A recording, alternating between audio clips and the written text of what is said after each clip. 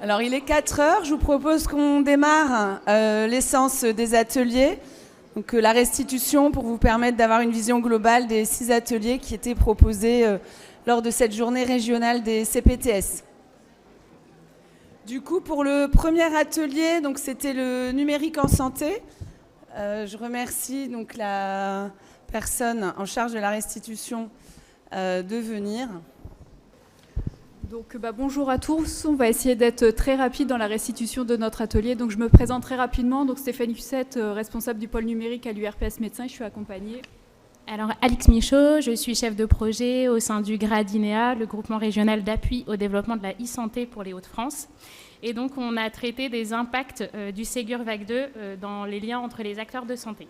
Donc, on est rapidement revenu sur les ambitions du Ségur, donc à savoir le partage fluide et sécurisé des données de santé entre professionnels, mais également entre professionnels et patients. On est revenu du coup rapidement sur les différentes étapes du Ségur, donc à savoir dans un premier temps donc le prérequis avec la création des profils Mon Espace Santé pour l'ensemble de la population. Avec du coup la vague 1, donc, qui consistait essentiellement à l'alimentation des profils Mon Espace Santé par les professionnels de santé. Et on est également revenu sur du coup, les enjeux de la prochaine vague 2, qui consiste essentiellement sur la consultation donc, des informations disponibles sur les espaces santé des patients. Qu'est-ce que je peux dire d'autre, peut-être au niveau des professionnels concernés. Donc, on a repris le fait que sur la vague 2, l'ensemble des professionnels de santé libéraux seraient concernés par les enjeux du Ségur et verraient monter du coup en charge leur logiciel métier. Et du coup, après, on a évoqué le lien avec les CPTS, comment utiliser du coup ces outils au travers de la CPTS, que les outils socles pouvaient être une réponse, que ce soit du coup l'usage du DMP et la messagerie, et qu'effectivement, vous pouviez utiliser d'autres outils, mais ça pouvait être une base pour faciliter la coordination entre vous. Voilà, et du coup, l'usage des outils socles nationaux peuvent être utilisés notamment dans la mission 1 qui est accès aux soins avec l'accès médecin traitant et les soins non programmés, notamment sur l'organisation des parcours. Voilà, et derrière, on essaie également de vous accompagner au plus proche de votre exercice, notamment sur l'usage de ces outils. Si vous rencontrez des difficultés, on est du coup à votre disposition pour faire remonter les problématiques que vous rencontrez avec l'usage de ces outils. Voilà. Merci à tous. Merci.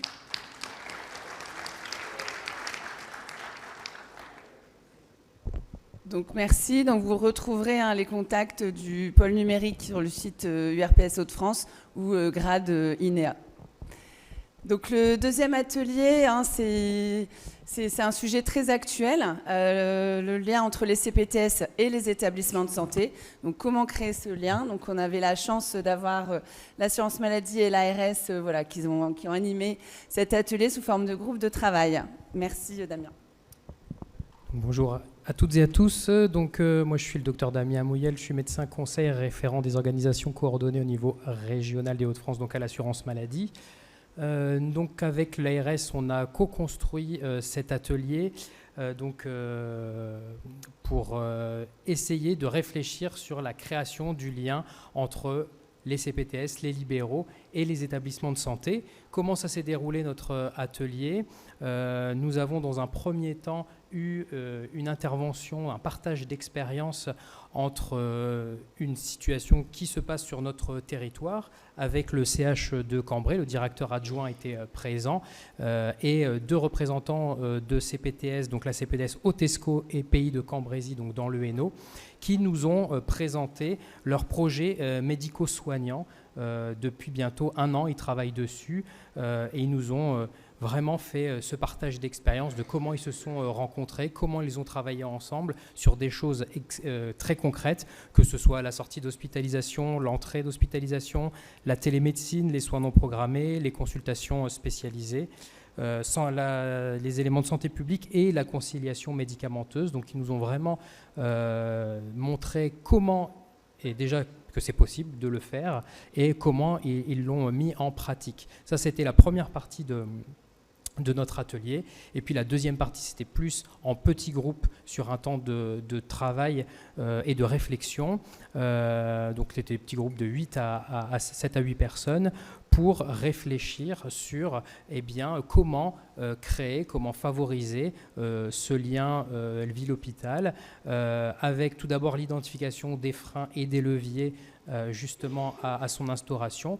Et le but, c'est à la suite de ces freins et leviers, de pouvoir proposer une action concrète à décliner. Ce travail qui a été fait donc, par 4 groupes x2, donc on a 8 actions que l'on a récupérées, va nous servir, nous, ARS et Assurance Maladie, justement à continuer le travail pour permettre de vous proposer des outils pour bien mener ce lien ville-hôpital. Et donc, je vous propose juste de résumer un petit peu les 2 actions, puisqu'en fait, à chaque fin d'atelier, tous les participants allaient voter pour l'action qu'ils ont préférée. Et donc, les 2 actions qui ont été choisies à l'atelier 1 et 2, donc une première action qui est de tout faire pour réussir sa première rencontre avec l'établissement de santé, puisque il y avait des besoins de bien se structurer au sein de la CPTS pour bien identifier les besoins des professionnels libéraux, également les besoins de l'hôpital, et de constituer une véritable équipe de porte-parole qui vont venir promouvoir auprès de l'établissement de santé ce lien et un travail que pourront faire tous ensemble. C'était vraiment quelque chose d'important qui est ressorti, ce sentiment d'humilité de se dire, nous, professionnels de santé libéraux, est-ce qu'on va pouvoir avoir une voix assez forte pour parler aux établissements de santé. Ça, c'était la première action. Et la deuxième action qui a été plébiscitée dans le premier atelier, cette fois-ci, c'était la mise en place d'un outil de communication justement entre la ville et l'hôpital. C'est comment il se matérialise, comment on peut mettre en place un outil de communication sur les différents axes sur lesquels tous peuvent travailler. C'est-à-dire, à faire un répertoire des solutions existantes, voir quel est le meilleur moyen de communiquer et de trouver des facilités pour pas que ça prenne trop d'argent, de choisir ce moyen et de le tester en temps réel. Voilà sur notre atelier qui a été vraiment très productif. On remercie tous les participants qui ont vraiment joué le jeu et surtout à nos intervenants qui nous ont montré que c'est possible de le faire en réel. Merci beaucoup.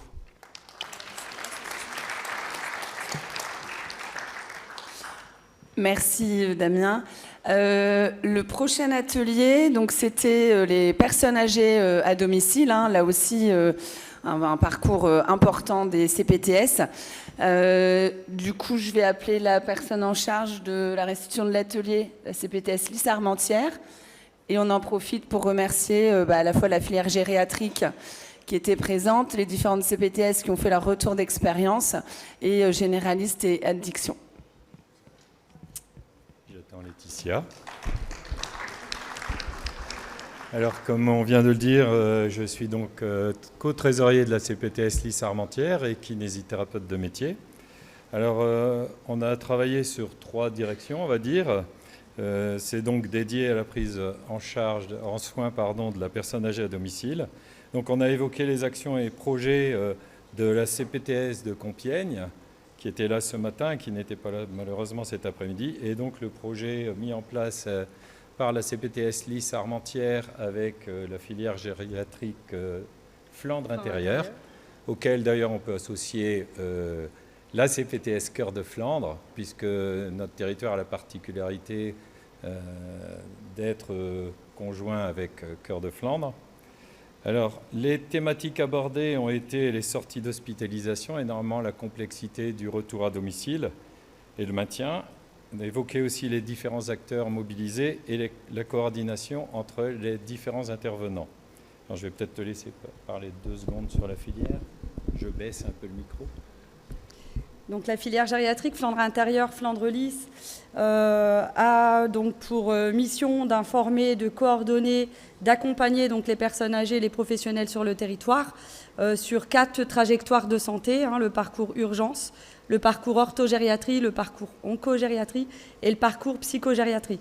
Et là, dans le cadre du travail avec la CPTS et sur le parcours en sortie d'hospitalisation des personnes âgées, donc un parcours a été travaillé pour justement favoriser les retours à domicile, éviter les réhospitalisations et puis mettre en place une checklist de sortie d'hospitalisation à diffuser à l'ensemble des services des hôpitaux, pas que gériatrie, et donc un parcours et des ordonnances type également. Donc voilà, ce parcours va être présenté là prochainement en commission gériatrique intra-hospitalière. On a terminé, nous, d'écrire ce projet-là, et donc on va faire un test avec des patients traceurs là, courant juin-juillet 2025. Voilà un petit peu donc du coup ce qu'on a fait. On a présenté du coup dans un premier temps le rôle et les missions de l'IDE régulateur de parcours gériatrique. Pour notre territoire, c'est Madame Mine qui vraiment favorise ce lien ville-hôpital, qui coordonne le parcours en entrée et là dans le cadre de ce parcours à titre expérimental en sortie d'hospitalisation également. Donc à savoir qu'il existe 23 filières gériatriques sur le territoire des Hauts-de-France et que chaque filière gériatrique doit ou va prochainement donc du coup avoir un IDE régulateur de parcours pour pouvoir favoriser ce lien ville-hôpital. Donc voilà un petit peu. Alors, je pense qu'on sait tous qu'il est difficile de mobiliser les professionnels à adhérer à nos CPTS. La réussite de ce parcours, et Laetitia en est consciente, c'est de réussir à mobiliser les médecins de l'hôpital à accepter de participer à ce parcours pour qu'il soit efficace. Donc ça, c'est le gros challenge de ce parcours et la grosse difficulté. Ouais. Et d'autre part, ce parcours est en cours de finalisation. Et si d'autres CPTS sont intéressés à ce qu'on leur communique le parcours, il n'y a pas de souci. Vous allez sur le site de la CPTS Lys Armentières et notre coordonnateur directeur se fera un plaisir de vous renseigner. Pour terminer, donc on a aussi abordé la prévention de la iatrogénie médicamenteuse avec Optimed. C'est un projet qui est porté par l'URPS pharmacien en lien avec l'URPS médecin. C'est en cours de développement, c'est expérimental et c'est actif depuis juillet, je pense, de mes souvenirs. Oui, juillet 2024. Donc c'est un projet qui est très intéressant. Et nous avons aussi eu un petit moment d'échange avec le docteur Cana qui fait partie de l'association Généralistes et Addiction. On a pris conscience, moi le premier, qu'on parle très rarement des troubles addictifs chez la personne, chez nos aînés. Et cependant, c'est un problème très, très important. Donc vous pouvez vous rapprocher aussi de cette association Généralistes et Addiction. Ils sont fervents pour développer des projets avec les CPTS et interprofessionnels. Voilà.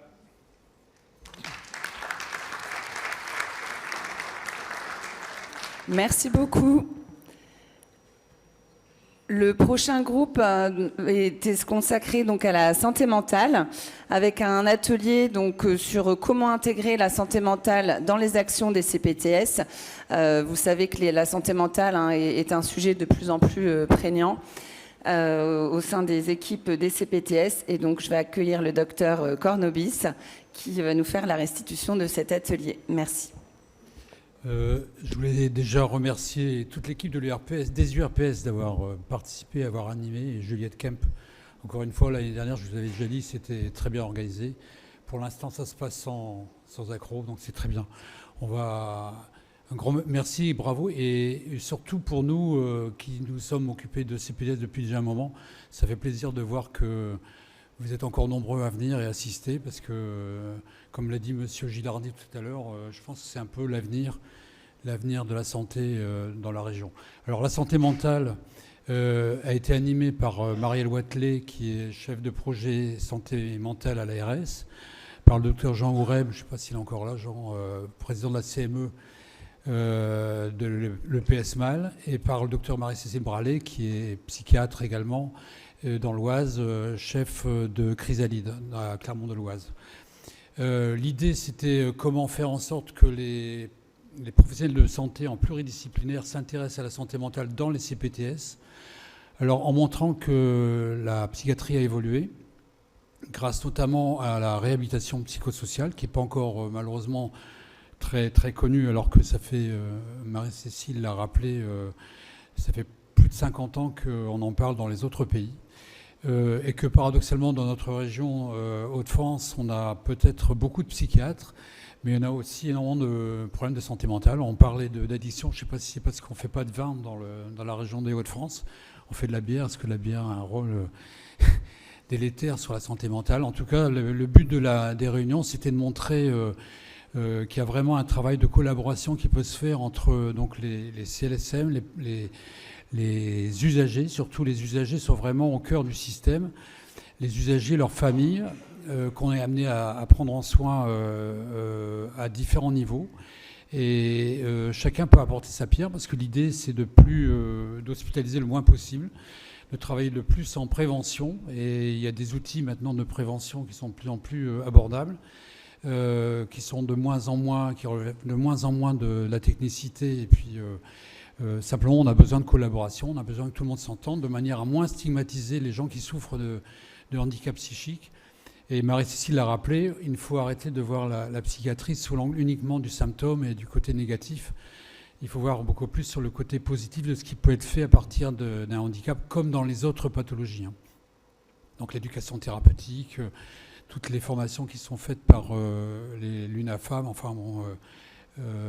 qui permettent aux familles d'usagers de santé mentale de vivre mieux avec quelqu'un qui a un handicap psychique. Tout ça a été l'objet des réunions et des nombreux échanges. Et Marielle Watley a pu montrer que l'ARS faisait tout son possible pour rendre le plus accessible possible le parcours parfois difficile dans toutes les structures qui existent. Donc à l'URPS, on tient à votre disposition les PowerPoint et puis je regarde Marine qui me dit oui. Pour ceux qui veulent en savoir plus. Et encore une fois, je vous remercie pour votre attention et l'attention qui est portée à une grande cause nationale qui est celle de la santé mentale. Merci.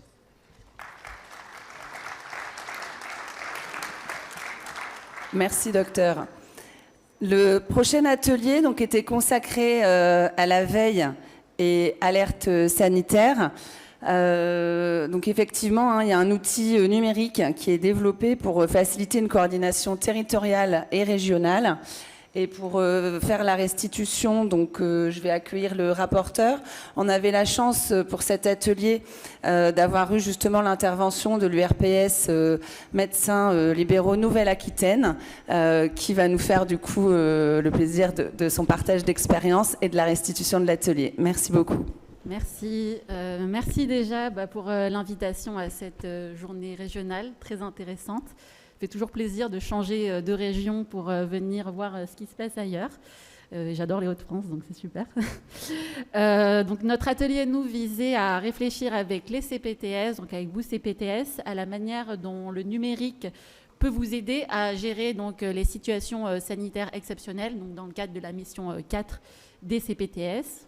L'enjeu, c'était penser ensemble un outil adapté aux réalités du terrain. Donc, c'est complexe comme question.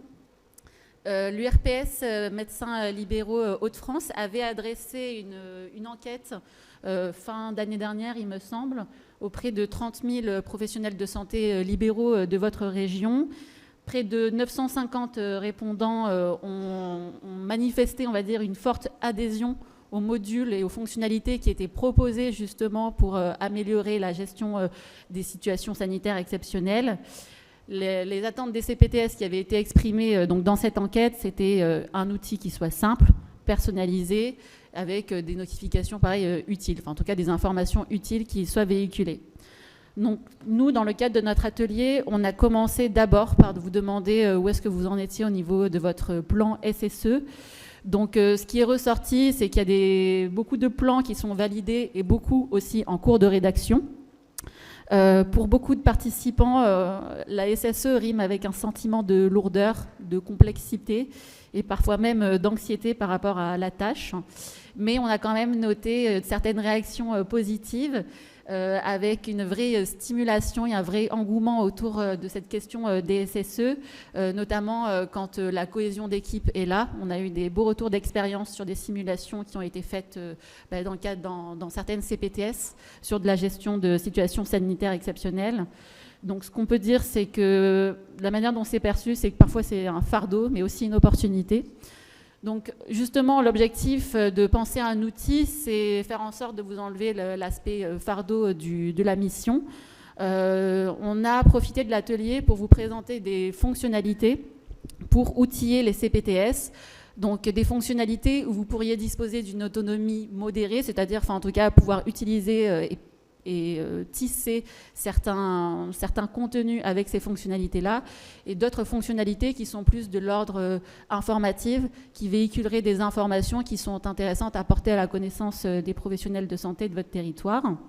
Donc, je ne vais pas refaire tout le contenu de notre atelier, mais parmi les fonctionnalités qui ont été proposées, c'était la possibilité de générer des alertes sanitaires ciblées et territorialisées en fonction des professions, en fonction des lieux d'exercice, la possibilité de créer des enquêtes flash pour faire notamment remonter des situations sanitaires suspectes sur les territoires, la possibilité de mobiliser, grâce à un outil, des professionnels qui se seraient manifestés comme étant volontaires pour être, en tout cas faire partie d'un vivier sanitaire et être déployés en cas de situation sanitaire exceptionnelle, et un outil, une fonctionnalité phare et qui a intéressé beaucoup d'entre les participants, qui est celle de vous mettre à disposition un annuaire qui soit à jour, et qui soit mis à jour de manière automatique et complétable, en tout cas personnalisable par vos soins.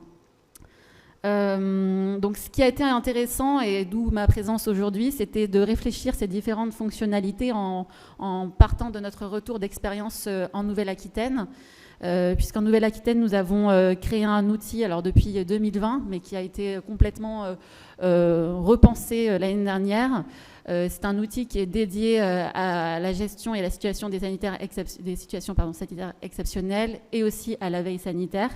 Actuellement, il est uniquement déployé sur les médecins libéraux et on est en train de travailler avec toutes nos CPTS et toutes les autres URPS sur la construction des fonctionnalités qui adressent vraiment la gestion des SSE sur les territoires. Donc, d'où notre présence aujourd'hui ici. Donc, je réitère mes remerciements puisque c'était hyper intéressant d'avoir vos retours. Ça conforte aussi nos choix en la matière et de se dire qu'effectivement, il y a un vrai besoin et qu'on est en capacité d'y répondre. Ce que les participants ont exprimé, c'est que oui, l'outil est hyper intéressant, les fonctionnalités le sont. Il y a une vraie envie d'agir, mais il faut des garde-fous. Il faut s'assurer de la pertinence des informations qui sont diffusées. Pour qui, pourquoi faire. Pas diffuser n'importe quoi parce qu'on a de l'information, il faut quand même la qualifier. Et ça veut dire aussi s'assurer qu'on diffuse de la bonne information, ce qui est quand même un enjeu, on va dire, de notre société. Réfléchir aussi aux questions juridiques, aux questions aussi de responsabilité pour les CPTS. Mettre à disposition un outil avec des fonctionnalités comme celle-ci, ça ne veut pas dire derrière créer un climat anxiogène avec des responsabilités fortes pour les CPTS. L'enjeu, c'est de les équiper et de les rendre de faciliter leur mission et non pas de la complexifier. Et donc, effectivement, l'outil doit aider, pas rajouter une couche. Donc, voilà, on est en train de voir effectivement comment ça peut aussi, on va dire, être compatible avec les logiciels métiers que vous utilisez. Les fonctionnalités dont on parle là ne visent pas à dénaturer vos quotidiens. Donc, en conclusion, ce que je peux vous dire pour les Hauts-de-France, mais je ne vais pas parler pour ce que je ne suis pas, mais il n'y a pas de prestataire qui est choisi ici dans les Hauts-de-France, mais la décision, elle sera rapidement réalisée. Dès qu'ils choisiront un prestataire pour l'outil qu'ils utiliseront, il y aura des ateliers fonctionnels qui vont être organisés, où vous serez invités, en tout cas toutes les CPTS et les référents crises, tous ceux qui sont intéressés par cette dynamique pourront participer sur chaque module à concevoir la fonctionnalité de demain. Et des exercices de simulation vont être également organisés de manière à ce que tous ces outils, tous ces plans, etc., ne soient pas uniquement dans les cartons, mais qu'on n'ait pas à les ressortir que quand il y a des situations de crise, mais qu'ils soient bien opérationnels quand il le faut. Voilà, je vous remercie et puis je vous dis bonne fin d'après-midi. Merci Amandine, déjà d'avoir fait le déplacement de Nouvelle-Aquitaine, nous avoir aussi apporté votre expérience sur cet outil innovant qui va se déployer en région. Et c'est tout l'intérêt, encore une fois, au niveau des URPS, de travailler avec les URPS des autres régions pour faciliter ces partages d'expériences. Donc merci encore et bon retour. Pour le prochain atelier, donc le dernier, et on est dans le timing, et c'est un atelier pas des moindres. Donc c'était l'atelier trucs et astuces entre CPTS, comment réussir le pilotage de sa CPTS. Et donc je remercie le docteur Lefebvre. Merci à tous ceux qui ont parlé vite, comme ça je vais pouvoir prendre plus mon temps. Non. Alors, les CPTS sont des organisations souples, mais avec des financements publics conséquents. Donc une gestion rigoureuse est indispensable. On a constaté une diversité des pratiques selon les territoires, selon les professionnels de santé, selon les CPAM, selon les retours d'experts comptables et des CAC, commissaires aux comptes. D'autant qu'il existe un contexte actuel incertain, aussi bien réglementaire que financier. L'atelier est découpé en 3 parties, la vie associative, l'ACI et communication et mobilisation des professionnels. La vie associative, ce qui est sorti de l'atelier, au niveau fonctionnement, c'était surtout au niveau cadre juridique, c'est-à-dire statut et RI, d'assurer le maintien d'une gouvernance libérale, surtout au niveau statutaire. Le RI, plutôt orienté sur comment modifier les règles du fonctionnement de façon souple et des fois en cours d'année, notamment pour les indemnités des professionnels, en mettant des garde-fous. C'est surtout ça, l'importance de ces RI ou statuts qu'on a tous fait du copier-coller pour les anciennes, les premières CPTS et puis peut-être des chats GPT pour les nouvelles. Le rappel est fait surtout sur la responsabilité. Qui est responsable dans une CPTS ? 100%, c'est le président. Donc, le poids lui incombe et à rappeler l'importance de prendre une assurance pour les dirigeants dans le cadre de la CPTS.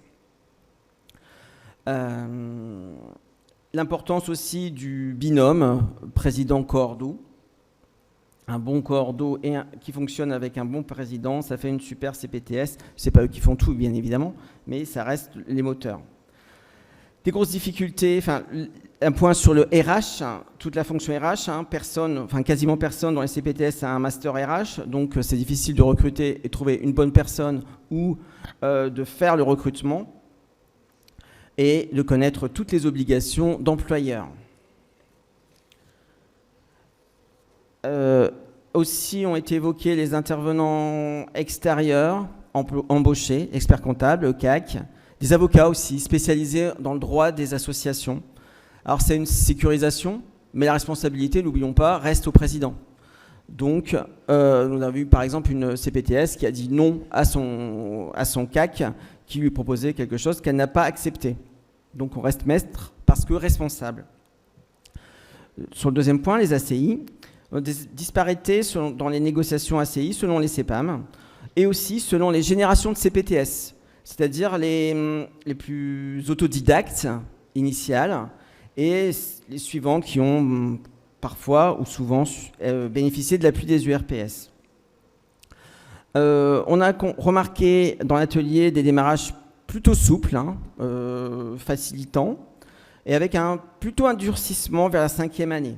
D'où le point fondamental de bien choisir des indicateurs cohérents avec son territoire et réalisables dès le départ. On sait qu'on les réalisera, qu'on n'a pas un challenge. Le challenge, laissons-le aux autres, faisons ce qui est réalisable et cohérent. Les professionnels de santé, de la CPTS, doivent être force de proposition.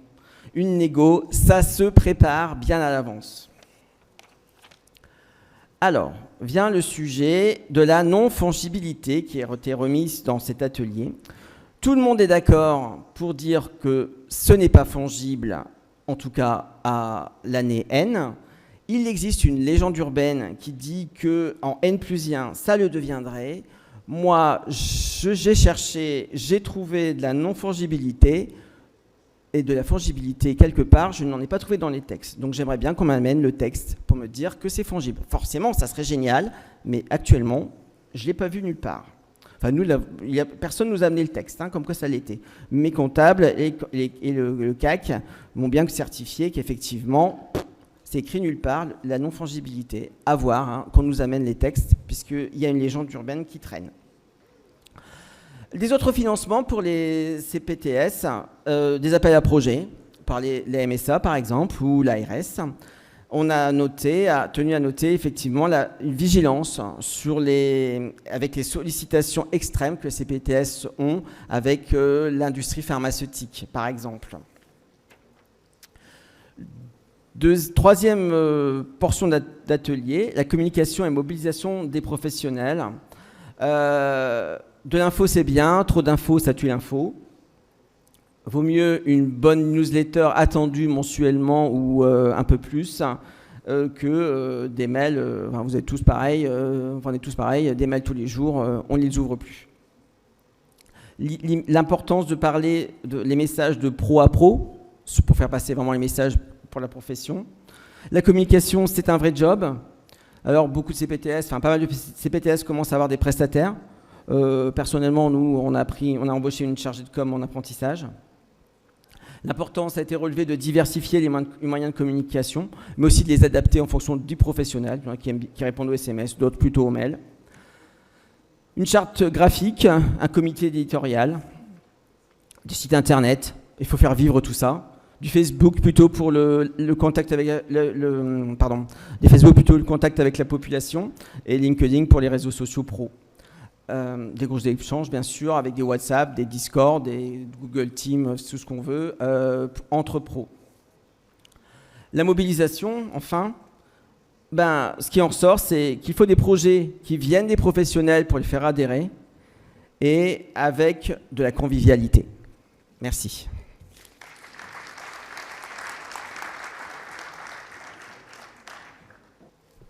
Merci. Bon, on arrive du coup à la clôture de cette journée. Merci déjà d'être restés si nombreux jusque la restitution. Bon, on est quasiment dans les temps, donc on peut se réjouir. Un grand merci à tous pour votre participation qui, encore une fois, ont permis d'avoir des échanges riches lors de cette journée. C'est toujours bien aussi de se voir en présentiel. C'est vraiment aussi le but de cette rencontre annuelle régionale. Ça change que de se voir par visio, par téléphone ou autre. Donc merci à tous d'avoir fait le déplacement. Un merci en particulier à tous les intervenants qui nous ont apporté leur expertise et qui ont préparé avec nous cette journée. Bien évidemment à nos partenaires ARS et Assurance Maladie. Et enfin, aux équipes de l'Union des URPS, notamment le pôle de l'offre de soins et le service communication, qui ont rendu possible l'organisation de cette journée. On vous dit tous à très bientôt. Encore un grand merci et bonne continuation dans vos projets respectifs et félicitations pour ce que vous faites au quotidien. Bon retour à tous.